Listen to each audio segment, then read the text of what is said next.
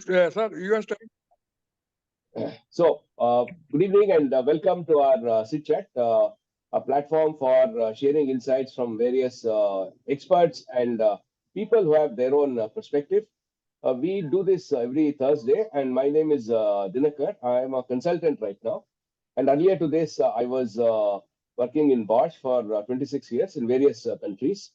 And I am a volunteer in the SIT group. And as my volunteer contribution, I basically organize the SIT Chat, a platform for people to share their ideas, share their wisdom to everybody.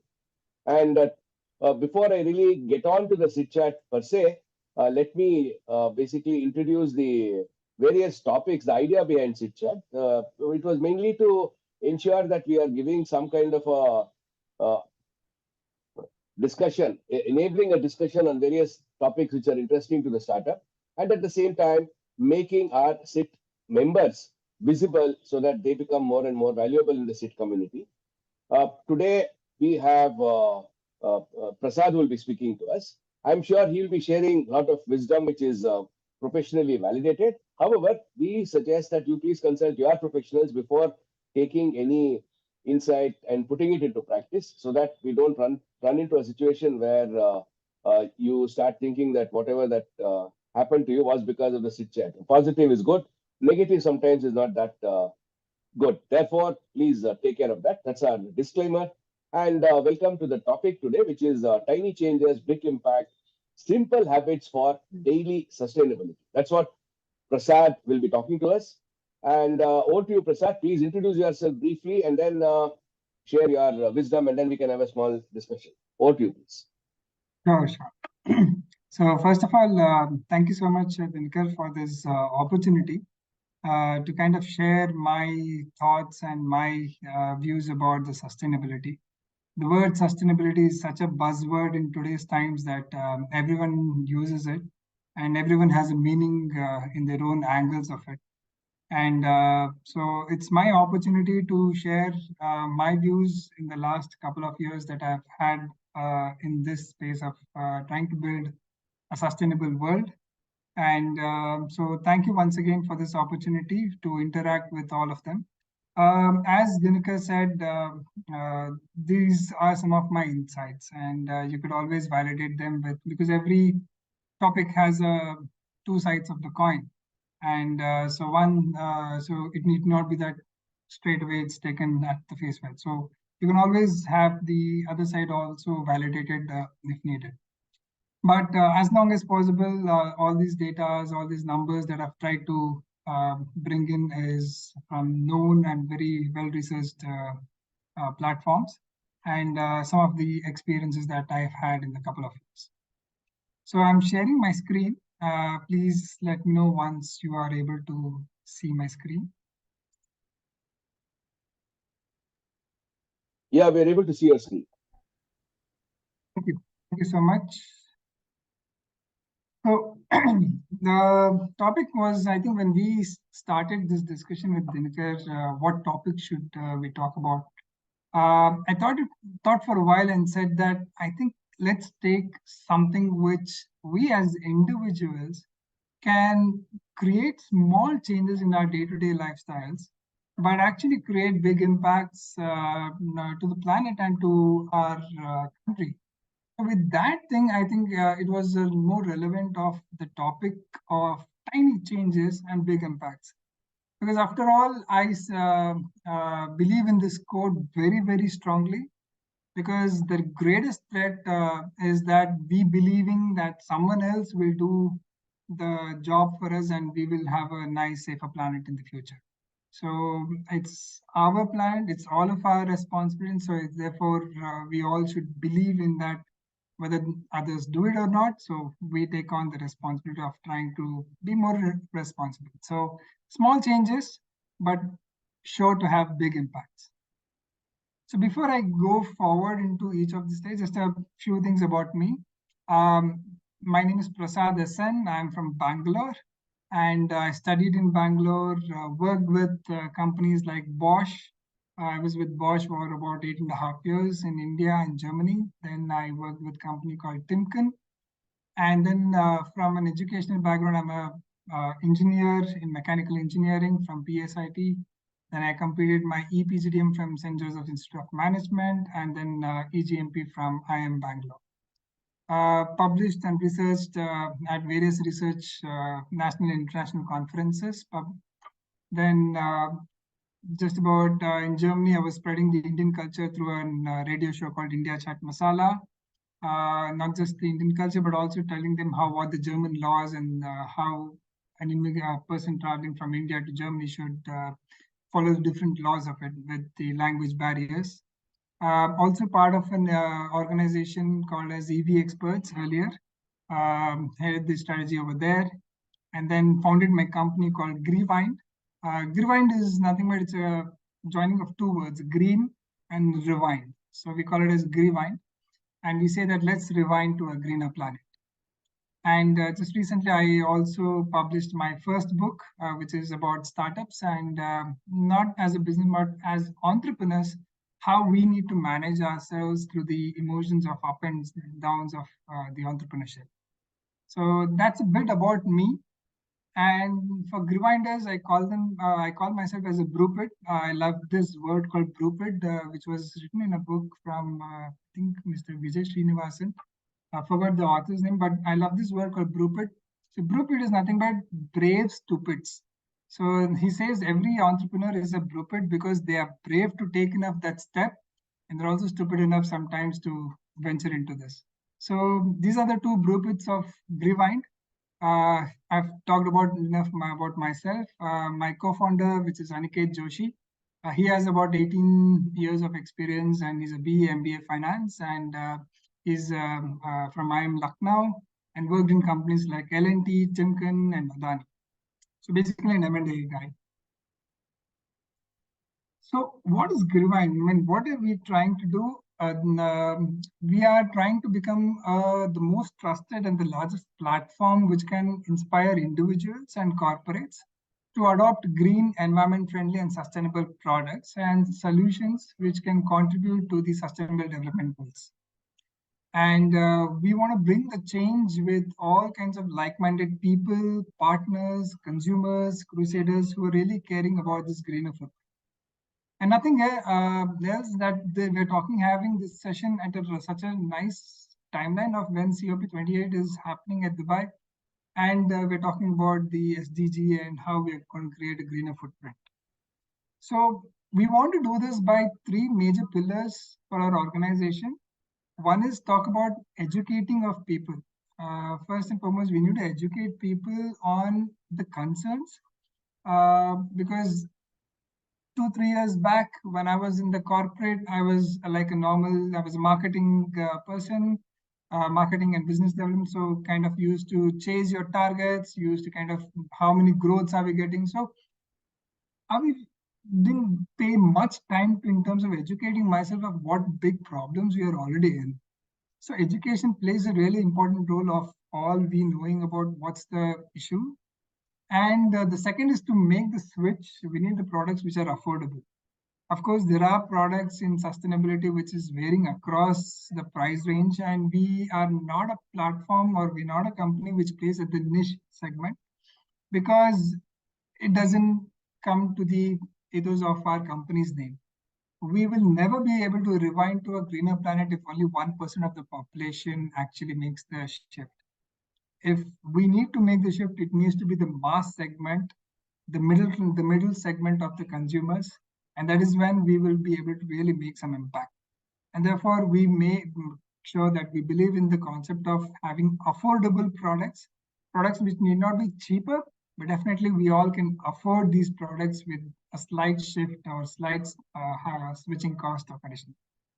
And also to shift to eco-friendly alternatives with all kinds of technological innovations which have the superior or an equal performance of what currently products they would be using.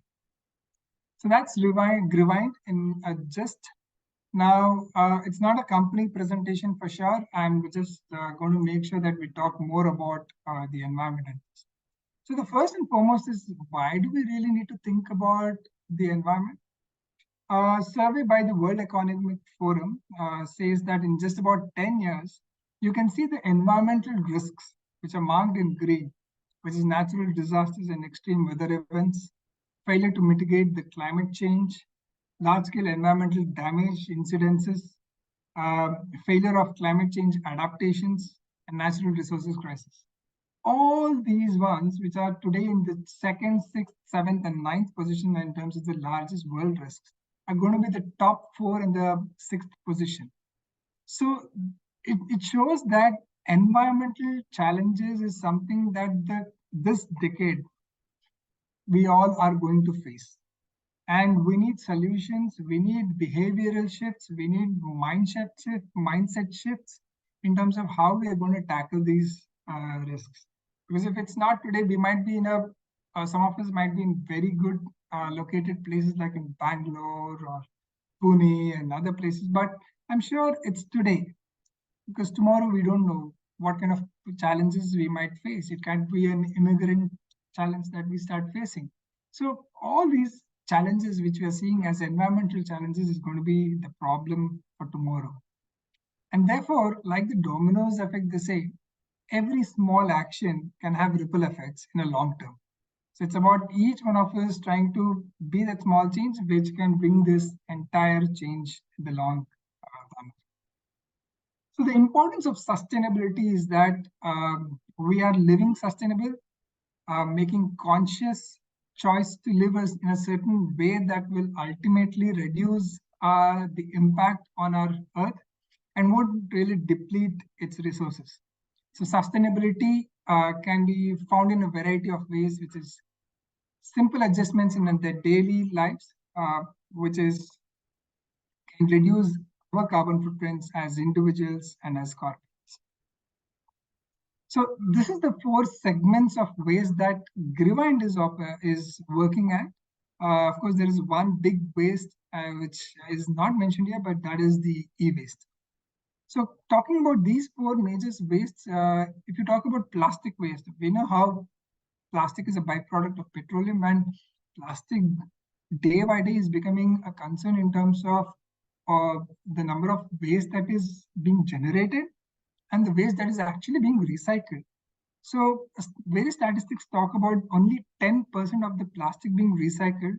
And you know what plastic does? It stays for long years and it goes into the landfills. There are further pollutions in terms of microplastics that can happen, which is again going to go into our lungs. And there's a research which talked about saying the plastics are now found in the placentas of the pregnant women. So we know where we are reaching out. So even if before the baby is being born, the plastic is reaching out to the babies. Sanitary waste, again, sanitary waste is also a sub of a plastic because most of the sanitary pads which are out there in the market are majorly made out of plastic. And the ministry talks about saying 1,230 crores or 12.3 billion sanitary napkins every year is thrown. And that again is being goes into the landfill, and some of them are burnt out and some of them are just incinerated. So resulting in much more bigger problems of not just the disposal, but also the after disposing, how it is being managed. Paper waste, only about 25 to 30% of the paper is being recycled today. And the paper also generates more and more waste in terms of methane that it could generate. So each one of these products has an alternate that we could all use. So I think most of us know about the 3 R's, but we have added one more R, which is the 4 R's, which is reduce, reuse, recycle, and we say replace it with a sustainable alternative. So we need these kind of 4 R's that we can apply to each 4 wastes of these segments. And with the current issues that we are all dealing with, that the population is growing, behavioral habits is getting like a use and throw kind of habits, fast fashions, limited landfills, and of course, poor hygiene in certain parts of the country. I said, what's the first product that I need to start with in talking about it? I mean, for the first product that I touch as soon as I wake up in the morning is the plastic toothbrush. So most of the toothbrush that is sold in India are all made out of plastics. And it's about 3.5 billion plastic toothbrushes worldwide. But in India, it's about 550 to 600 million toothbrushes that are sold each year. So understand that these plastic toothbrushes are today reaching out into the landfill. So probably our first toothbrush that we have all used is somewhere in some landfill sitting there. So what's the alternates that we have? Just a small change is that switching over to a bamboo toothbrush. Now, some can say that, yeah, the bristles are made of plastics and nylons. So they are PBTs. Now, I don't know whether I can vouch for the research of this. They say it's biodegradable, but I'm not, that's something I leave to the research part of each individual. But what I could suggest is we could all take just a small scissors, cut down the bristles of it, throw it in the normal recycle bins of plastic, and dispose the bamboo in the natural way. It could be in your own dump yard, and it could be in your gardens, and this biodegrades. So when you talk about carbon footprint from unsustainable mag, the difference between a plastic and a bamboo toothbrush is just about 20 kgs of CO2 equivalent. So this is just one plastic toothbrush, and in a year we use about 3 to 4 toothbrushes. So imagine this small change of an impact that shifting from a plastic to a bamboo can create such good amount of change in the overall footprint. And imagine 500 to 600 million people, sorry, not people, 500 to 600 million toothbrushes. Even if 10 to 15% of them gets replaced, imagine the impact that we are doing. The next one that is after toothbrush is to keep your houses clean. So every time we're buying these cleaning bottles, one is it's about plastic. Second, they're also from toxic cleaners. I mean, you just take your own any of the branded cleaners that's available in your households and look at the backside of it. They're all written saying that toxic for the aquatic environment. Because of the chemicals that are being used, there is a difference. Now, I wouldn't say that the cleaners that which are available in the market, which come in the form of capsules or in the form of powders, this as good as the ones which are available in the plastic, which we all know.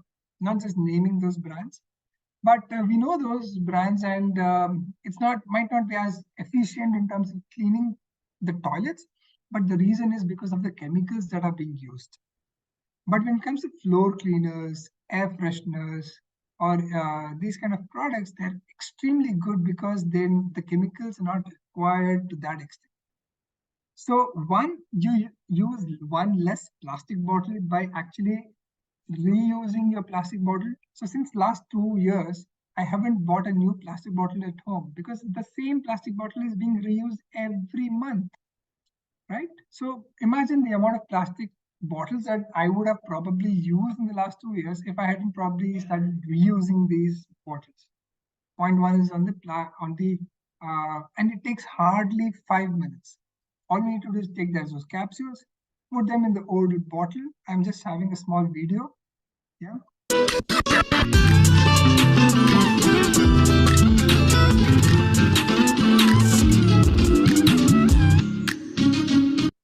So it's just about those capsules, filling them with your water from a tap water, and it turns out into your solutions within just 5 to 10 minutes, right?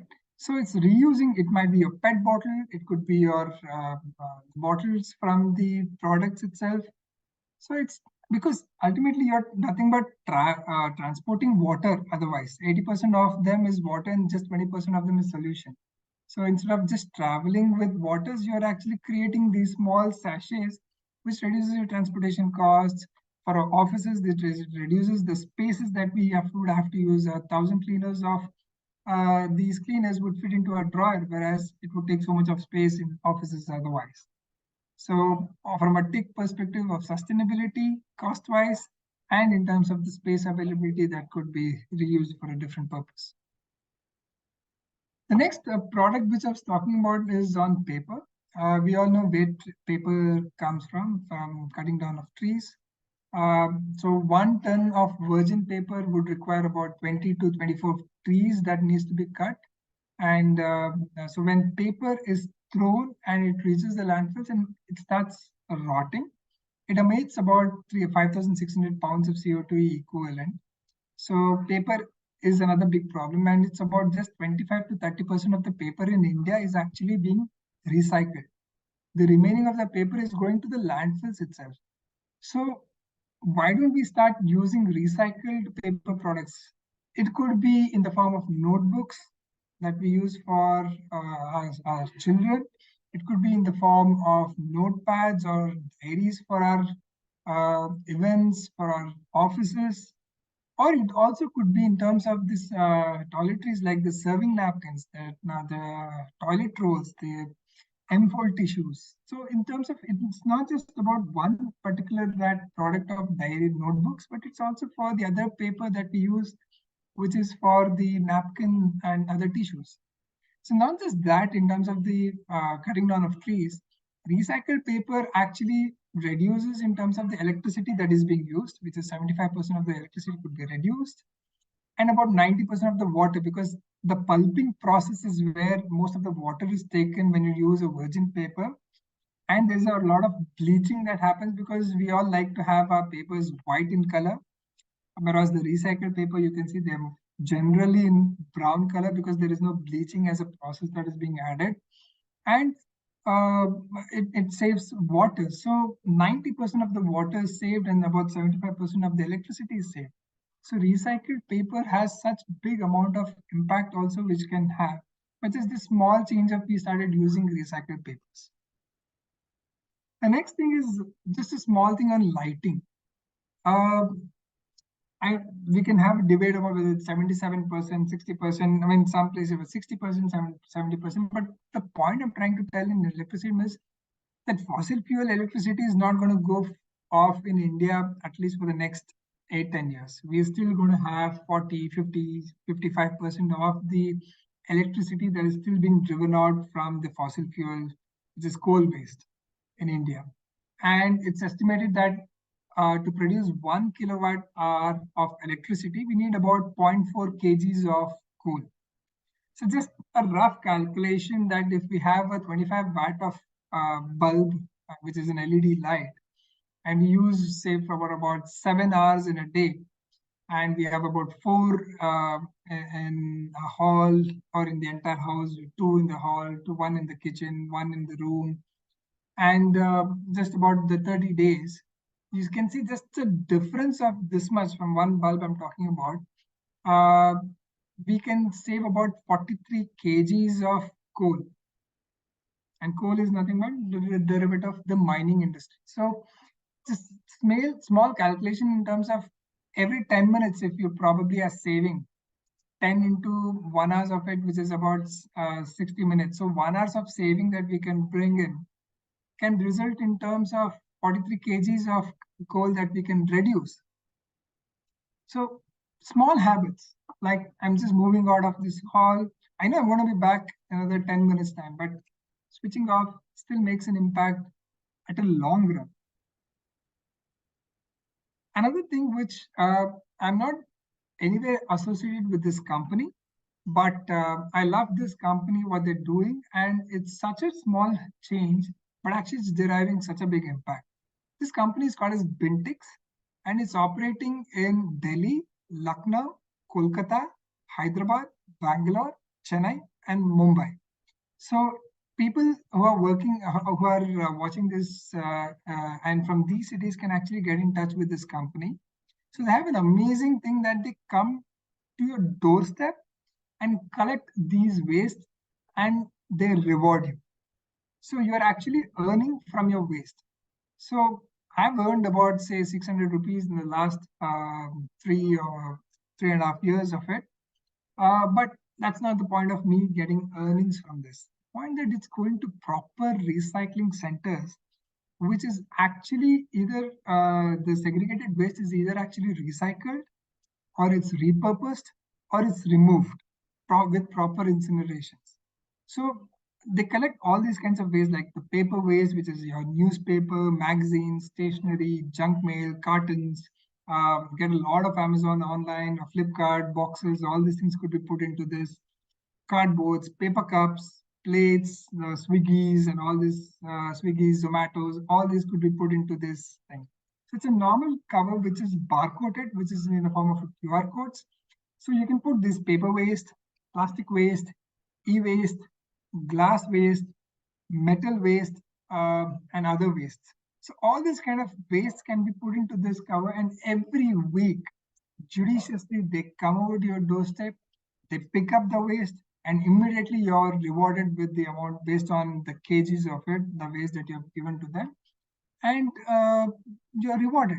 So why not actually switch to such solutions where your waste is actually being recycled or repurposed, and at the same time you're being rewarded?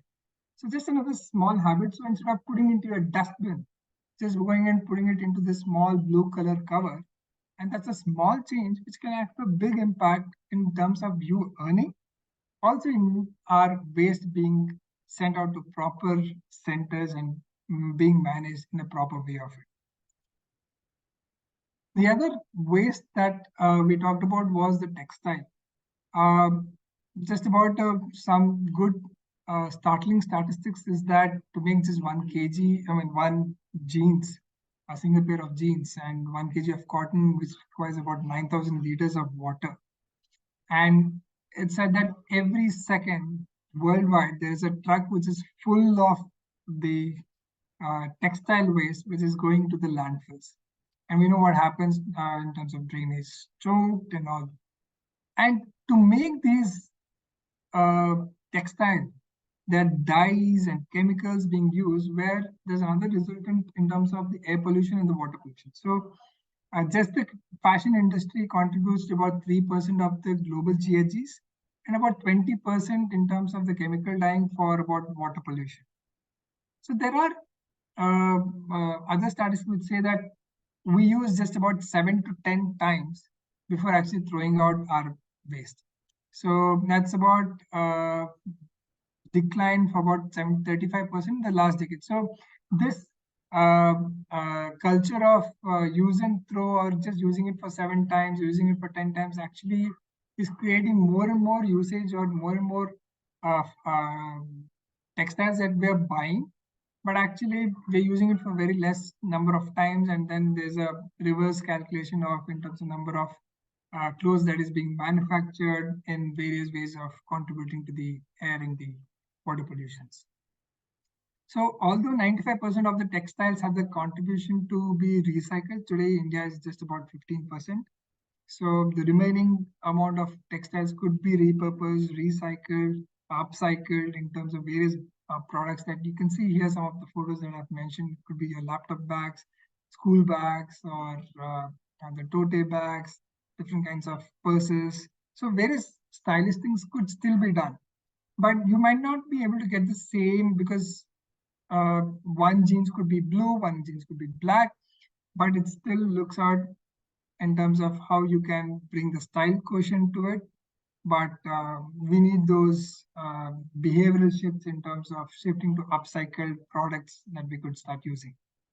So, of course, Singapore and other places have started using exchange fashion at thrift stores, where they exchange their current fashion where it is not being torn out, and there are companies in Germany which started renting out jeans. Can you imagine you're starting renting out jeans?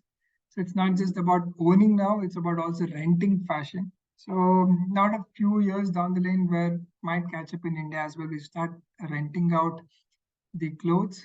And that reduces the overall usages in terms of the textiles that are being produced, but at the same time, the number of usages could be reduced, like 7 to 1 can come to 1 to 2 times, but it helps in the overall GHGs. That's the point. Talked about sanitary pads. One pad is equivalent to about 4 plastic bags, and that takes about 500 plus years to decompose. And the woman, it's said about, say they use about 11,000 sanitary pads in their entire menstrual cycle of it. So if you look at it in India, it's about 1,230 crores of pads which are disposed every year. And each of these pads, they said that 28% of these pads thrown is in the routine waste, 28% of them is in the open waste, in the open areas, 29% of them is in buried, 15% are burnt openly. And we know what happens when you burn plastic, dioxins, carcinogens, various diseases, it starts resulting in terms of.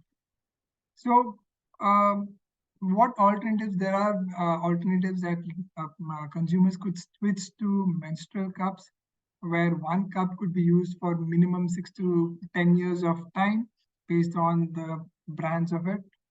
So thereby we are reducing the number of sanitary pads, and it's a beautiful shift in terms of once person shifts to these menstrual cups, at least the people that I've known, they've never gone back to sanitary pads.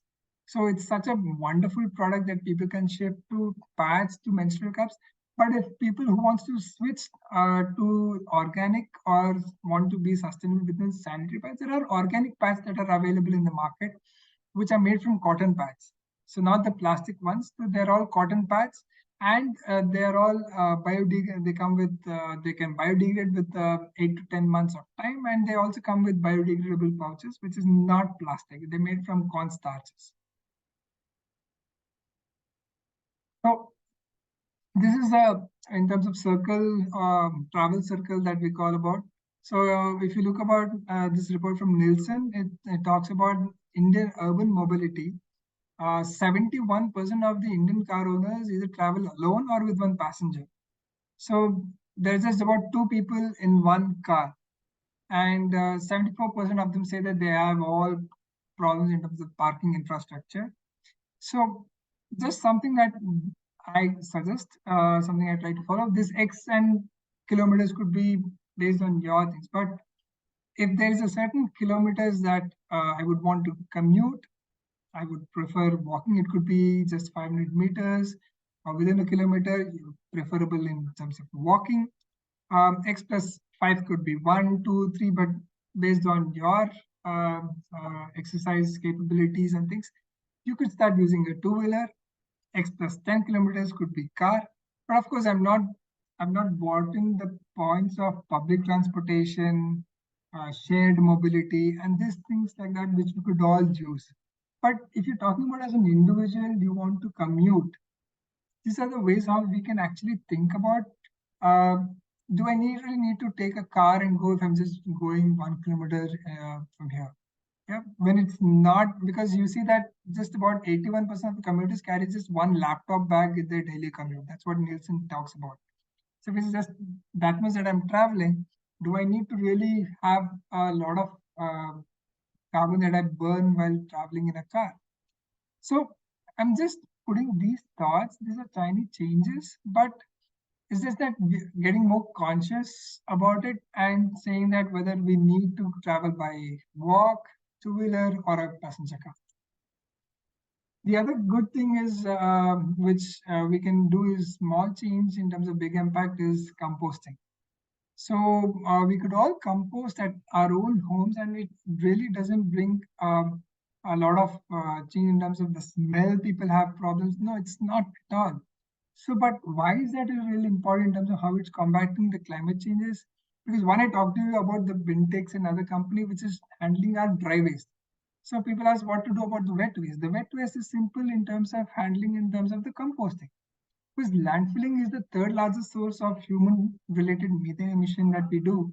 And methane has actually 20x the times of CO2 warming of our planet, which actually is a much bigger problem than sometimes the carbon emissions.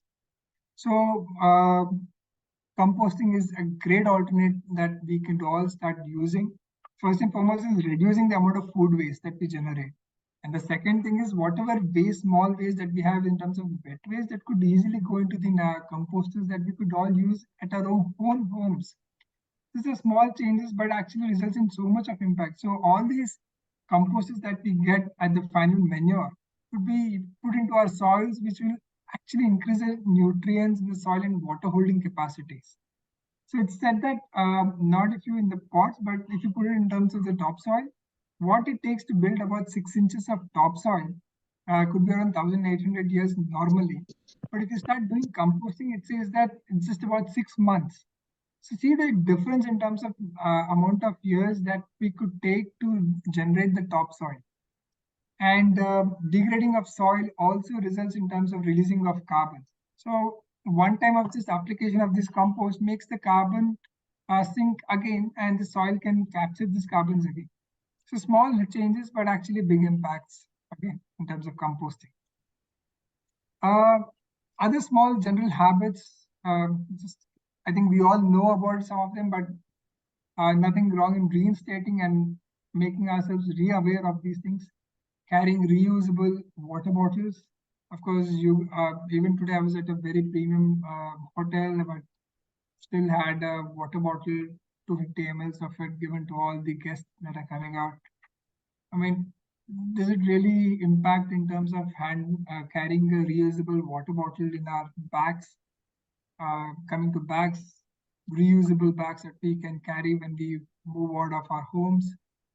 Skip level and skip day, which is people who are non-vegetarians can skip one level down in terms of the carbon footprints that each of these kind of foods contribute, or probably skip a day. Could be a meatless Monday or a meatless Tuesday or a meatless whatever one day in the week, and thereby actually creating small impacts. So these are the overall kind of small changes that I thought of how we can actually bring in our day-to-day lifestyles. Um, just about rethinking what are we doing in today's time, how are we managing our day-to-day entire day, and is there something that we can really bring small changes in our daily lifestyle, which will actually bring a lot of big impact for sustainability. So the final slide, which I will end up saying, is that the three big threats is that the belief that someone else will fix the problem. No, we are part of the problem. We are, every one of us should just be more conscious of our choices. Promises, not just in terms of with no actions. You can just draw one or two actions, and that's good enough to make real good impacts. But promises without necessary action is no good. And also saying that, believing that we can do it from next year or we can do that from the other next year. No, believing that the environmental problems can be solved tomorrow. Today is the day that we can all start with. So with that, I probably end this session. These are small changes, but I'm sure that somewhere one or the other thought would have hit our minds, and we will probably re-question our consciousness of whether we would want to bring a small change in our daily lifestyles, which is resulting in terms of having a greener footprint. Thank you so much. Thank you very much, Prasad. See, I would like to first of all share one funny experience when you talked about using the water bottle to create a detergent. We were doing audit in Bosch, corporate audit from Germany, and then these guys came and they found a Bisleri bottle full of some detergent kept in the toilet. And so he said it's a major deviation because as far as safety is concerned, there is a very high risk that the guy can drink that water so that it is going to cause a problem. So then my boss, Lakshmi, he said that, look, in India, we don't, first of all, drink water from a bottle in a toilet. That is not our culture. And the second is, we can't drink water which is colorful. We drink water which is transparent. Okay, that's on the lighter side, but still, that was a point to be noted, and we had to discontinue with that habit. Now, whatever you said, I felt are the outcomes of evolution. When I say outcomes of evolution, if I look the way I used to live 55 years back when I was a kid, uh, we didn't have any waste garbage at all. The garbage used to be very minimal in the house because we didn't have fridge. So whatever you cooked had to be completed during the same meal. So we would not have a big amount of garbage. The only garbage used to be some leaves or whatever that we would have cut from the vegetables, which you would basically put in the same garden. So it would get mulched again. So there was no concept of a need for decomposting and things like that. Absolutely. And in terms of soaps, in terms of all the other cosmetics, etc., none was there. None were there. And on Sunday, we would have in Kannada, it's called as NS Nana, which is basically use groundnut oil Yeah, gingerly oil, and after that, use shikekai, which is again another uh, totally organic powder absolutely. for rinsing your body. So there were really not much amount of waste. And from there we evolved. And even in terms of the home appliances, we didn't have a fridge at home. We didn't have a grinder at home. So therefore there was no possibility of grinding. We had to use rubokallu. That's what it was called as in Canada. It's a kind of a The grind, grind. grinding stone, which is possibly not very known for the younger generation because many of the houses don't have it at all now. So the grinding stone was used. So on the one side, there was a lot of physical activity. And we didn't have a car, we didn't have a two-wheeler, so we had to walk. So if you look at the evolution, we have evolved, our lifestyles have improved, our life has become easier. And at the same time, we have got to a lot of lifestyle diseases like diabetes, coronary heart disease, and whatnot, obesity. So now my synthesis from whatever you said is that look, it's a question of awareness. It's a question of bringing awareness. It's not about not knowing what can be done, but really bringing about the awareness. So my question to you: what could should be the one is today? Whatever we are doing is a good opportunity for bringing awareness. Apart from this, what else can be done in the society for bringing in awareness? What else can be done? Um, See, I believe that India works on two things when it comes in terms of the behavioral nothing. One is Bollywood, one is cricket. So we need celebrities to start endorsing and talking about these products. I'm really very happy when actually I saw Mr. Narendra Modi talking about life, his lifestyle for sustainability. And he used a jacket which was made out of plastic, PET bottle plastic jackets. So it is about, you saw at that period of time, there was such a huge rush of people talking about these products on social platforms. There was a lot of, I would say, in terms of a lot of noise which was made when it was Mr. Modi who did that, right? And we need such celebrities, we need such people to talk more about it. I wouldn't expect Mr. Modi to talk about it day to day because he has much bigger problems to solve. But there are bigger influencers of each of our day-to-day lifestyles who needs to, because it's a multiplier effect, right? Every one of us have a certain big of influencer or people who would want to kind of endorse or start using these products, and therefore we start using of it. What has happened is in sustainability, we do not yet have that in terms of bigger people. I don't have, why isn't that, I don't see a menstrual cup ad in any of this. Why isn't that big companies use menstrual cups? Because there is no repeat business.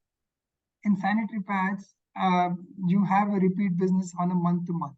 But in menstrual cups, once you use it's for 6 years, you don't have that customer coming back at all. Or for 10 years, you don't have that customer coming back at all. So when there's no revenue, you don't have someone to a big celebrity to endorse your product, and therefore that things comes down. Of course, there's a lot of work. There's pure amazing eco-conscious people who are working day in day out. But I think the age groups of like me, I'm not an Instagram influencer at all.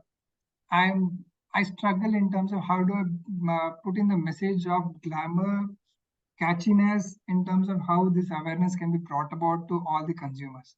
So that's something as an SIT group we could always voice out, and how do we bring this into the Yeah, multi see, aspect of in this. that direction, I had a suggestion to make. See, you are in sustainability group. If possible, we can ask the other members in the SIT itself who are in the sustainability field, want to promote that. Maybe we have some kind of a special group. And if you guys can come up with some kind of a campaign, okay, campaign possibilities, because it's all about awareness. Once the awareness is there, then there is a change in the lifestyle, which could bring in new products, new kind of businesses, etc. And then we could approach the corporates who are already in SIT itself to see if they can divert some of the CSR funds for doing these campaigns. So it could be a win-win situation for all. Just give a thought and maybe we can touch base later. In the Absolutely. meantime, Sagar was wanting to ask a question. I think he had raised his hand, he left. So in the meantime, if anybody else wants to comment anything, please go ahead.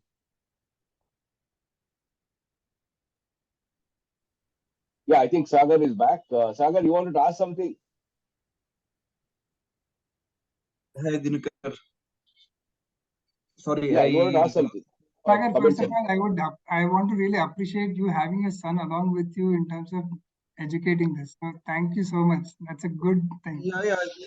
The topic, first of all, sit chat is something that he's always interested. He always asked me for it, and today was a topic where I felt that know what sustainability is, and he was more interested in knowing all this. He had a lot of things to ask. I said, first you understand, and then ask next time. Now, Prasad, very quickly to ask my question. You are aware, I mean, Creatrix Design Studio, you are aware, we have met, we've discussed. One greatest challenge what both of us are facing is getting this whole concept of sustainability. You are doing it day to day life. We are looking at a bigger one, which is a part of day to day life. Want to understand what are our common challenges and what would you suggest? I mean, being in the same field but in a different product altogether. I mean, we design for sustainability, mud block houses, etc. What would that you want to suggest to us? How do we look at clients and convincing them? What would you suggest, Prasad? See, Sagar, I think this is an extension of the question what Mr. Dinakar said. One is awareness for sure. Sustainability is a buzzword which I believe is not just limited to these products. It's actually a mindset and a behavioral change which needs to be brought by the entire ecosystem, which is including you, me. It's not that I'm working with plastics, so I'm limited to my ecosystem. It needs the entire ecosystem of sustainability coming together, and we, until and unless we have laws and regulations support from the other side, it's difficult for us to bring in the entire behavioral shifts. Okay, I think we are all in the book of Atomic Habits, like Mr. James Clear talks about the four C's that he talks about: cues, cravings. So how does one really crave for having that habit, right? So if that craving is to come, it cannot come just me or you.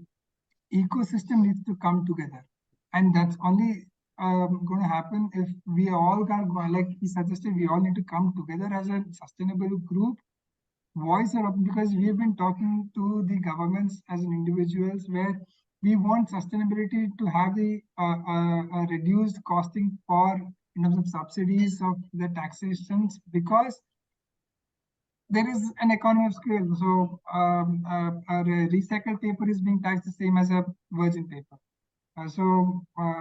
I mean, I'm talking about the regulations also needs to come. So I'm saying that it's not something that I alone can solve, you alone can bring. We have to come through as ecosystems, and we need to take the government into this support. Sorry, but I go to some government meetings where still PET bottles of plastic bottles are kept in terms of in the politicians thing. So the awareness needs to be started at their end also, right? So I'll give you an irony. I'll give you a small irony. There was a meeting with architect Jaisim and Indira, all these people. And this meeting was held in a hotel in Delhi. And one of the, I mean, you know that I'm like pointing the face. I straight away, couldn't we have this meeting in an open air? We are talking about sustainability, and AC is something that we are sitting in. So Jasim just took it on that, and the next step, what the entire event would be for me. I mean, that is what we are. We are so hypocritic about what we are trying to talk. I mean, the COP28, what you mentioned, right?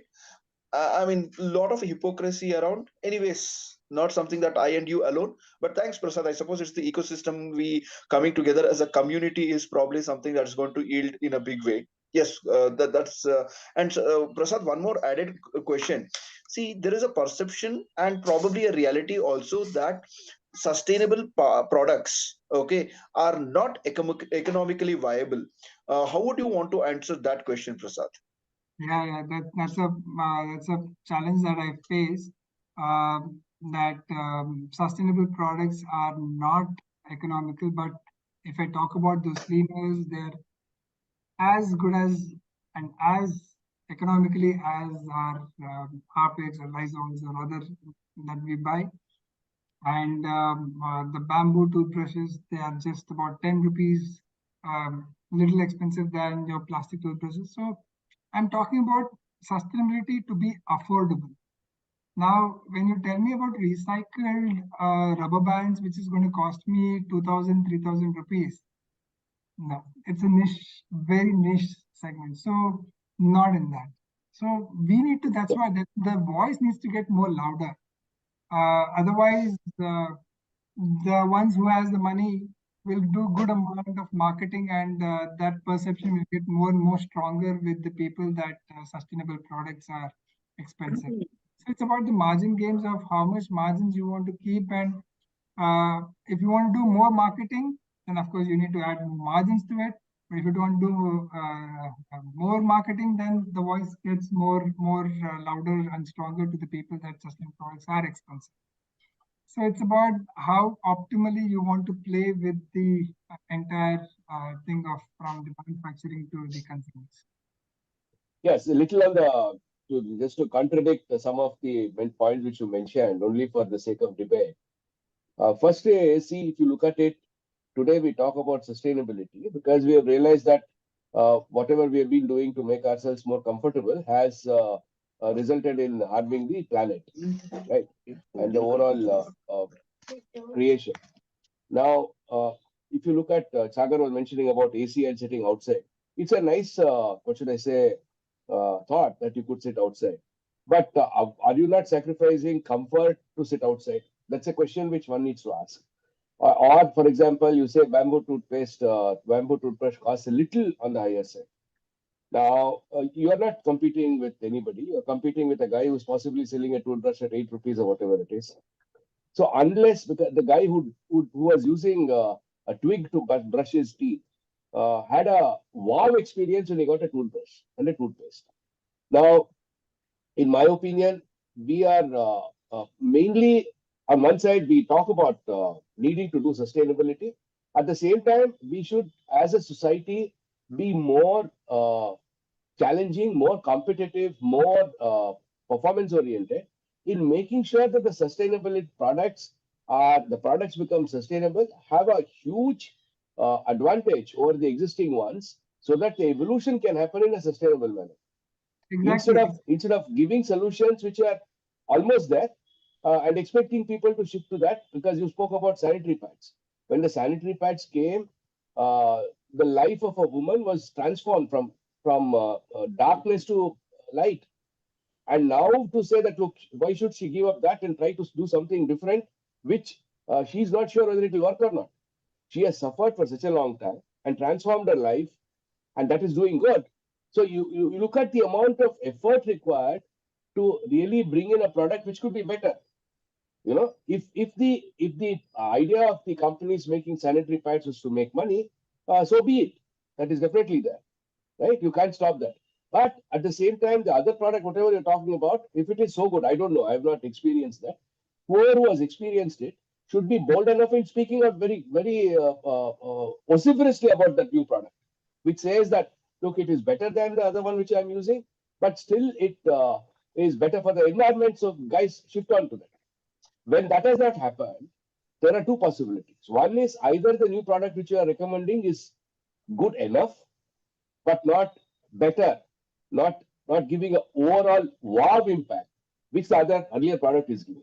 So that's something which we need to keep in mind. When awareness on one side is nice, at the same time, we should really look at pushing our companies, pushing our sustainability experts to come up with solutions which are better than what we have today, without sacrificing the comfort and the lifestyle that we are used to. Absolutely. In fact, that's what you see the third pillar of our company. We say technological innovations to make the products equal and superior than the current alternatives. So that's a very strong pillar that we believe that the products needs to be giving the same wow experience as the current products. And that's another way why people will shift. So Correct. So anybody else have any comments? Otherwise, Yes, we Dinkar sir, I have something to Amarji, ask. last words to you. Good, Yeah, please go. good evening, ask. Prasad, good evening to you. Wonderful explanation today. I just wanted to know one thing, that what you are telling, sustainability here. Now, coming to this issue was the coal industry. You're talking about the consumption of coal in the production of electricity. Now, most of the coal mines are where a lot of manual labor is employed, apart from mechanical and other things. Now, if you are saying that if consumption of coal comes down, the pollution will come down, environment will change. But how about the displacement of the labor? this is like, so when the car industry came in, the one who were riding the horses had lost their jobs.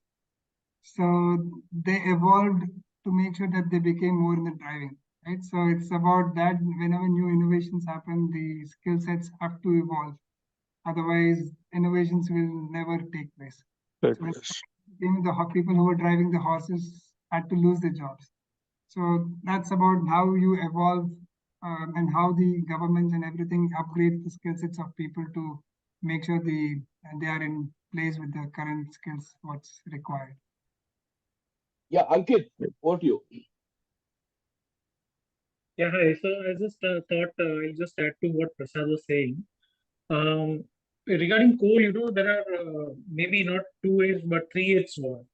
One is when the coal is being extracted, if you see, they are very dense forest wherever it is happening.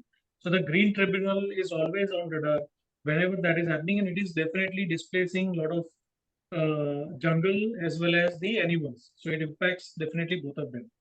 While as a growing country, we definitely need the power. Without that, no country can survive. And I think our government is making all effort to look at all renewable type of fuels.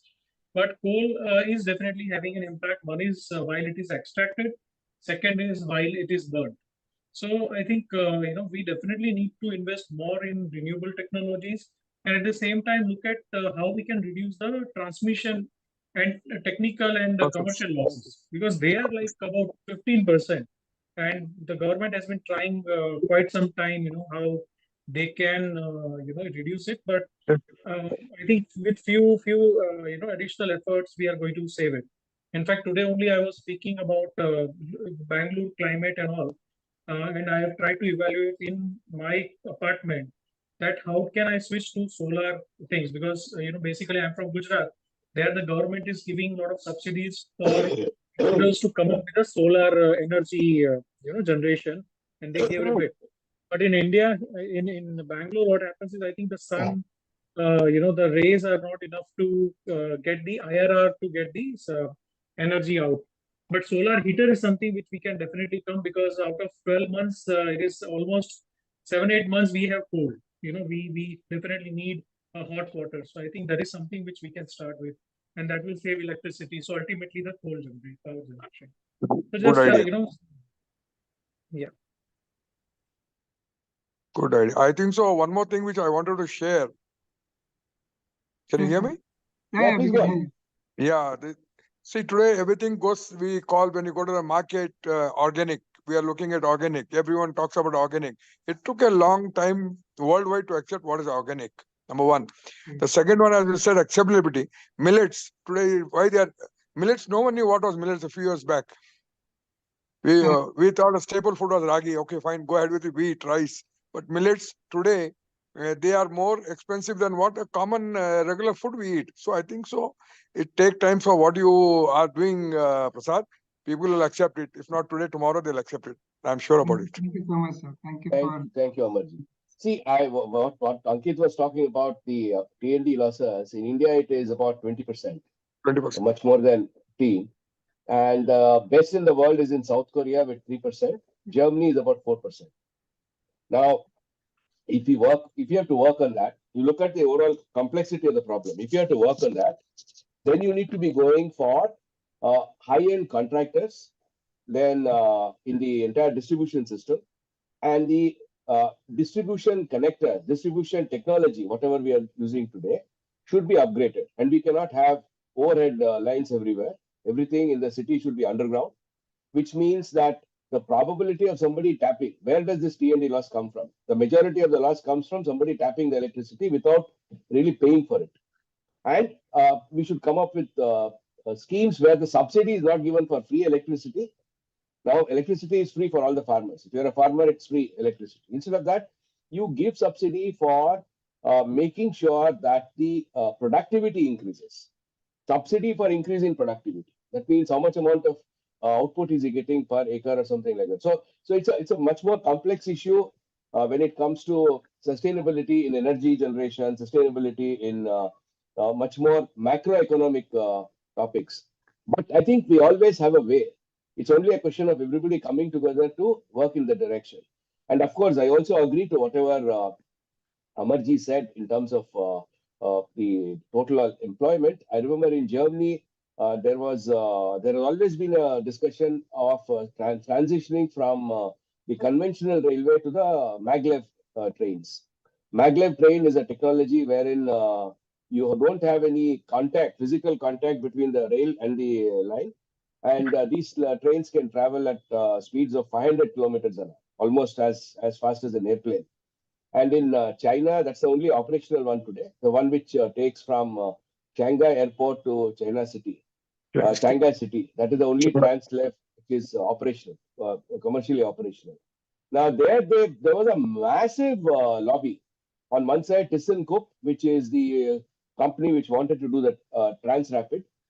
They call it the Transrapid maglev trains. And on the other side, you got Siemens and the entire Bombardier, all these guys who are making the conventional trains, conventional power systems. So they have a big problem, because if that Transrapid comes in, their technology, their machines, their lines, everything will go for a toss. So the entire employment will go for a toss.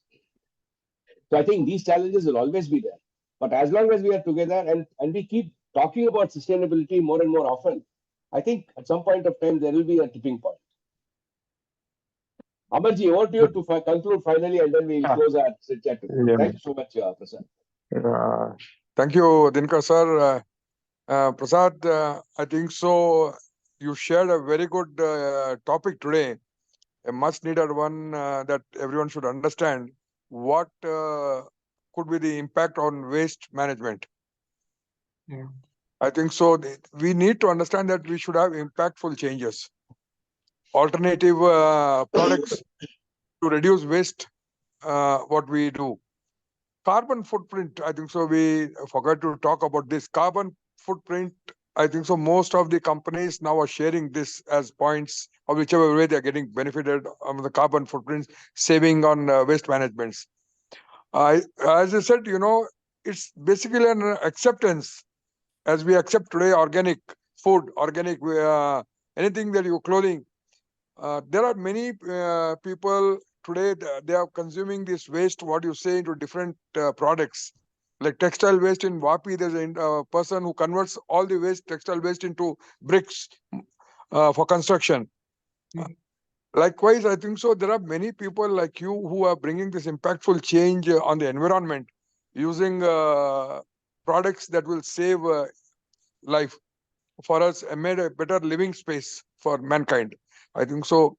Well said subject today, and we look forward to hear more from you. And I wish you all the best. Thank you. Thank you so much. Thank you very much. And bye for next week's sit chat. Thank you so much. Thank you, Prasad. Thank you. Bye-bye.